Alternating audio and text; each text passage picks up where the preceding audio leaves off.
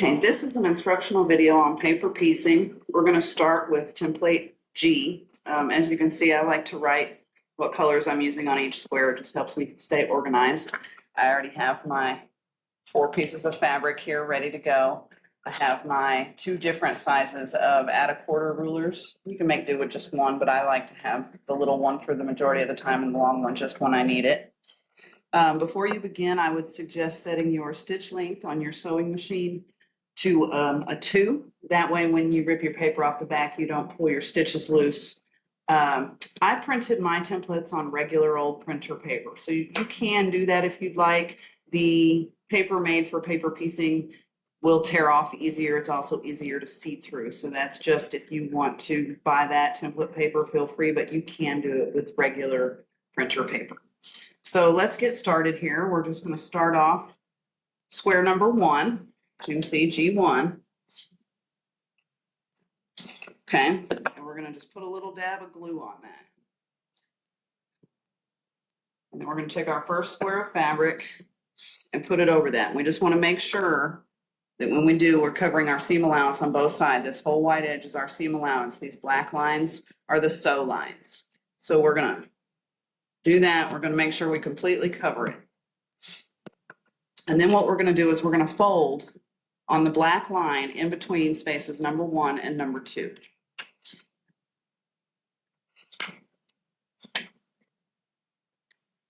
Okay, so you can see our fabric is forward. We folded on the black line. I'm just going to turn that over. So now we're looking at the back of our fabric. I'm going to turn mine around because I'm very right-handed. We're looking at the back of our fabric and our piece that we folded back. And we're just going to take our ruler, line it up right there where you folded that piece of paper. And you're going to cut right here along the edge of the ruler. See, we just cut that right off. And what that does, that gives us a guide. That's where we're going to line up our next pieces with that piece of fabric where we just cut it. So you fold this back out straight. You can see what that looks like. We'll take piece of fabric number 2, put that right sides together. And you want to just make sure that your piece of fabric is long enough that it covers your seam allowance on both edges. I'm going to pull mine a little bit more this way. Okay, so we're all lined up and we're going to take this over to the sewing machine. And you can see we have it just as we had it over there. We're lined up with that orange fabric underneath. We're going to flip this upside down. And we're going to sew on the line that we just folded. You can see your black line through your paper. And it's also the line you just folded. So just sew straight along that crease mark you made. And then when we flip that back over, bring that piece of blue fabric down. And as just a double check, you just want to make sure it covers your G2 square all the way. As you can see on mine, just barely missed over here. I'm not going to worry about that because it'll catch in my next seam allowance, but you want to be really careful not to do that. So it's a good opportunity to learn there. That's another reason the measurements I gave you in the instructions for cutting your fabric are for the 11-inch template, but you can go ahead and use them for the smaller.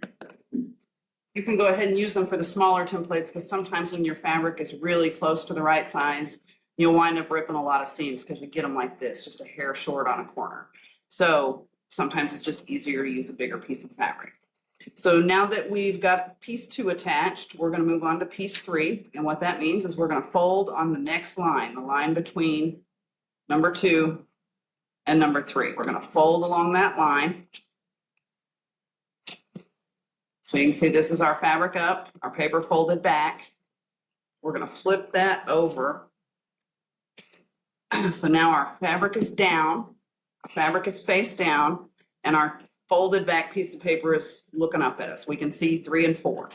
We're going to take our ruler and line it up with that edge again.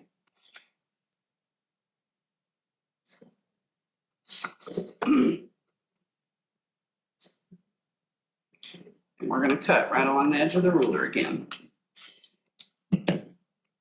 Paper piecing does waste quite a bit of fabric. That's just kind of the nature of the beast. Okay, so when we fold our paper back straight, you can see that we have two pieces. This is now our edge to line up our next piece of fabric. So we have piece of fabric number 3. I'm trying to turn it where you can see it. This one is really close in size for me. So what I like to do as a double check is like kind of when you lay it here, fold it back this way, just to make sure it's going to cover everything. And just as a little tip, if you get it really, really close, because when you get to flipping it back and forth like that, sometimes it's easy to actually move it a hair left or right. So what I like to do is when I put it about 1/4 inch, make sure it's covering all the way around. See, I'm not quite making it over here. So I need to move it this way a little.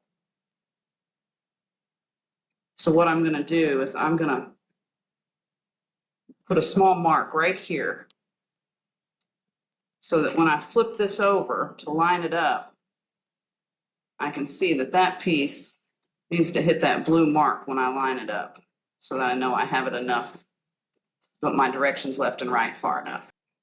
Okay, and then we're going to take this to the sewing machine. Okay, so our piece is just as we had it over there. Our fabric's right sides together. Our template is facing up. We're going to flip it over again.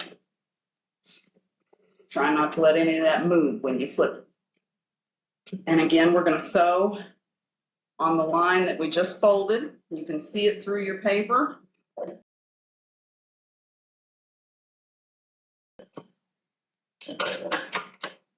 Okay, you pull that out, you see when we flip it back over. Increase that. So you can see where I was talking about, it came up just a little bit short over here on this piece. That's going to get, when I sew this whole piece to its next piece, that will get you up in a seam allowance. So I'm not going to worry about it, but you do want to try to avoid that. Okay. So we're going to just repeat as we did before. Now we're going to fold our line between pieces 3 and 4. Once you kind of get the hang of it, it gets a lot easier. Once you kind of get used to the folding, trimming, sewing. So fabric's right side up, paper folded back, and turn it over. You can see we have our fabrics are now face down. Our piece of edge is folded back. All we can see this time now is piece number 4. And I'm going to use my bigger ruler this time because that's a longer line. And we're going to line up our ruler right along that where our paper is folded. Cut that off. And then fold our template back out straight. You can see what that looks like. And that gives us our line to line up our next piece. So, fabrics right sides together. I made sure this one's plenty long enough that I don't have to worry about it. That's just a suggestion. Cut your pieces a little big. It really saves you a lot of trouble in the long run. So we're all lined up. We're going to flip it over. Again, so right along that line that we just creased.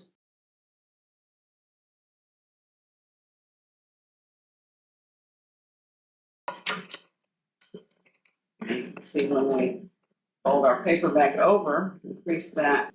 Okay, so we have all of our pieces attached now. You can see we have all of our pieces attached. We're just going to trim this up. So lay all your fabrics face down so that you can see your paper. And we're just going to trim right along the edges of the paper.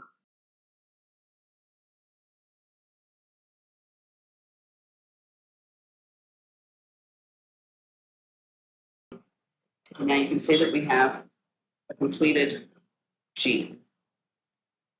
And then you'll, of course, before you sew together, I would go ahead and rip the paper off each piece individually before you go to putting the whole thing together. But I'll also show you a quick video on assembling the entire block once you get all of your pieces completed.